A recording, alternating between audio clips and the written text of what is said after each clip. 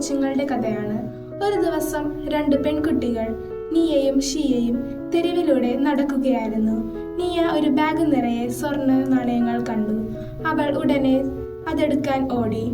"ഓ," ഷിയ അലറി, "ഞങ്ങൾക്ക് ഒരു ബാഗ് നിറയെ സ്വർണ്ണ നാണയങ്ങൾ കണ്ടെത്തി." "ഞങ്ങളോ?" നിയ ചോദിച്ചു. "ഞാനാണത് കണ്ടെത്തിയത്. നിങ്ങൾ പക്ഷികളെ നോക്കുകയായിരുന്നു. ഈ സ്വർണ്ണ നാണയങ്ങളെല്ലാം എന്റേതാണ്." ഷിയ വാചാലനാകാൻ തുടങ്ങിയപ്പോൾ ഒരു ഭൂതം അവരുടെ മുമ്പിൽ പ്രത്യക്ഷപ്പെട്ടു. അവൻ പറഞ്ഞു, "ഈ ബാഗിന്റെ ഉടമ ശപിക്കപ്പെടും." നിയ ചോദിച്ചു, "ഓ, നോക്കൂ, ഞങ്ങൾ ഈ കെണിയിൽ അകപ്പെട്ടു."